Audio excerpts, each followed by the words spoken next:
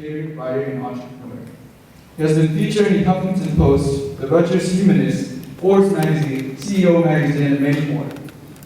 He was recently recognized by the United Nations Foundation as an Empire's 100 honoree, participated in an invite-only entrepreneurship symposium at the White House, and received a congressional award.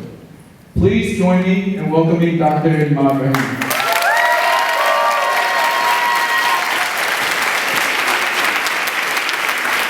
Trophy time.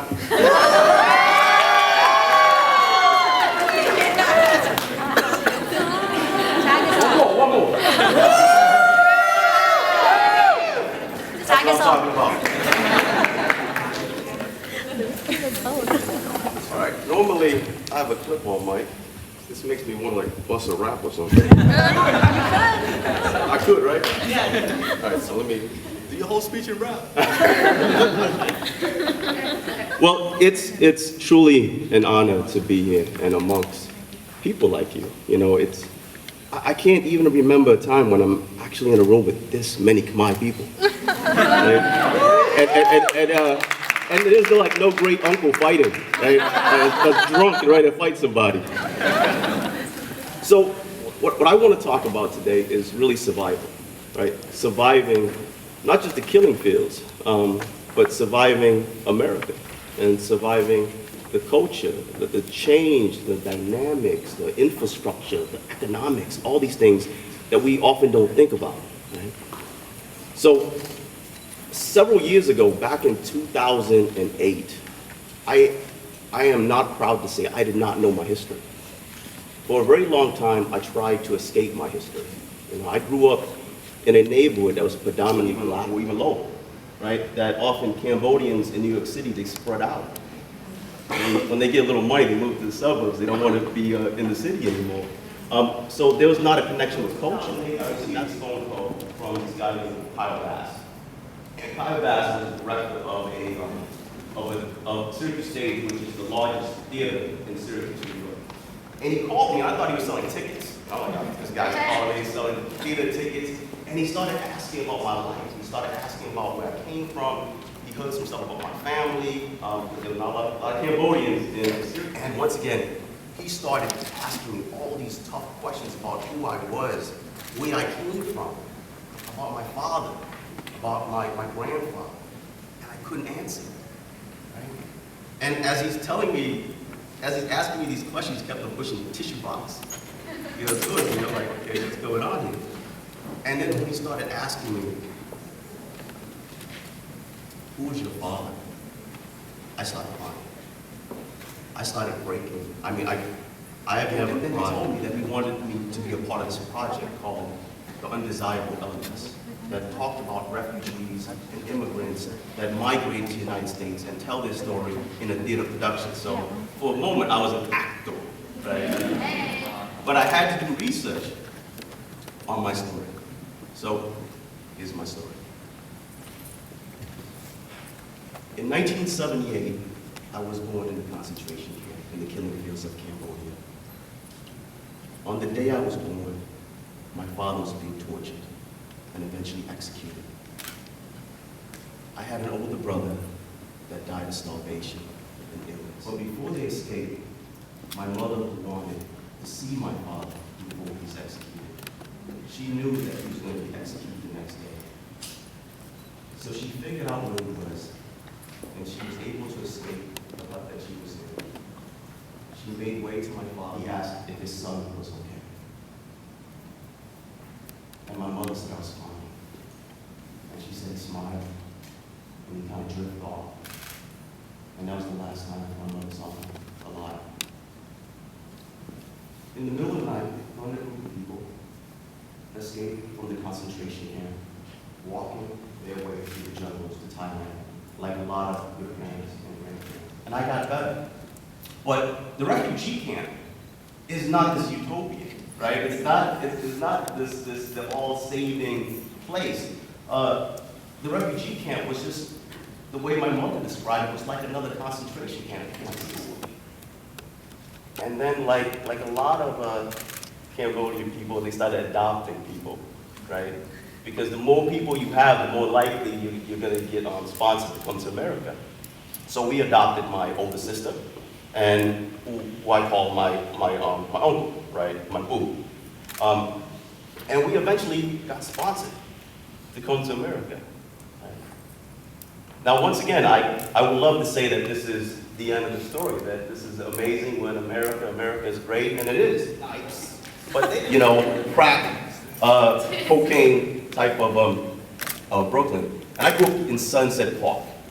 Sunset Park on 61st Street, no one got along, right? You got Dominicans, you got Haitians, you got Puerto Ricans, everyone hated each other. There was gangs left and right. Now, during this time period, either you sold crack or you into breakdancing, right? Because that, you know, that was New York City. It's like one or the other. And believe me, I was this little kid with my sweat shorts, tight sweat shorts, you know, fake Adidas, you know, you couldn't afford the real stuff, right? And I was trying to break dance to Michael Jackson because that's all I knew back then, right?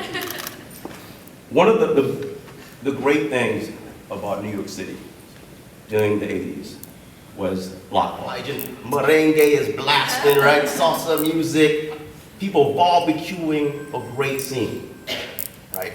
This is my favorite time of year. So I asked my mother, because I got my little poo-poo shorts on, right? Because that's what you wear back then, right? And I jumped into the fire hydrant, I'm swimming, I'm playing, everything is great, and then all of a sudden there was a loud commotion. Lots of arguments, lots of people running, screaming. All I could smell was gunpowder, so I started running. My entire right side of my arm started burning. And I could see the smoke just coming out of my skin. So I'm running, screaming. And in the corner of my eye, in one of the housing complexes, I see a door open and a bunch of people screaming. They're like, Mira, Maraki! Right? So they're calling me in there, right? So I run in there, and I just remember this Puerto Rican dude's face. He looked at me and he kept on pointing my leg. He just kept on pointing at my leg. And I looked down, and it was a pool of blood. I had been shot. I had been shot, and I was only 5. And I blacked out. I just remember seeing my leg, feeling that burning sensation, and I blacked out. When I woke up, I thought I was dead. And then I remember an argument took place between the taxi driver and the people. What do you think they were arguing about? Who the hell's gonna pay for this, right? They care less about me. Who's gonna pay for this? Who's gonna clean the car, right? So I remember that, and he told me that he expected this type of behavior from a bastard. So I said, what do you mean, bastard? I know what a bastard means. What do you mean by bastard? Tap on my shoulder, and it's my mother, and she's pulling me off of me. And I get up. And in the corner of my eye, I could see my siblings opening the door, crying, screaming. My stepfather gets up, just bloody, bruised, and he goes into the kitchen. And I could hear the drawers opening. And I could hear, utensils moving. And he comes back to the living room, and he has a butcher knife. And he has another large knife in his hand. And he's just staring at us, puffing. I said, you know what? I think this is the end. This is going to be the end. I'm just waiting for something to happen.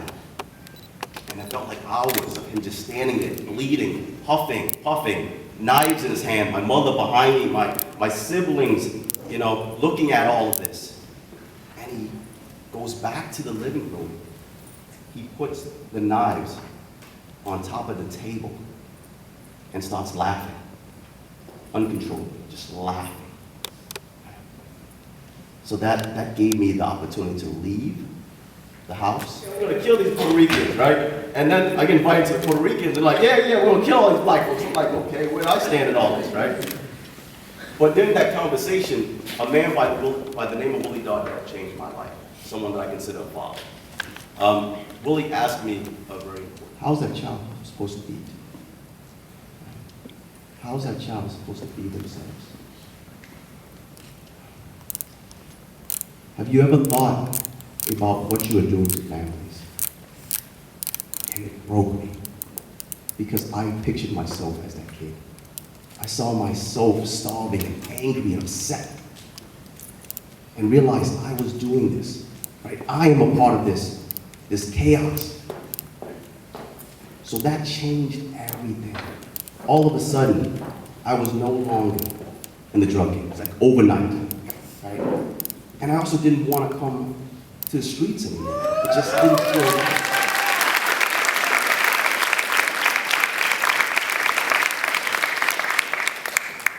And you know what I learned? I learned that people are amazing. Your stories are powerful. That your life will change if you want it to change. You are in control of your destiny. No one else. It's very different. It's very strong. You come from a population of survivors, right? You are survivors.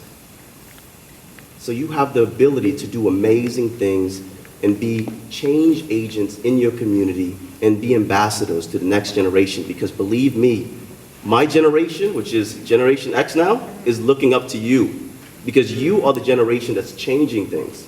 You are the generation that put this together, right? So thank you.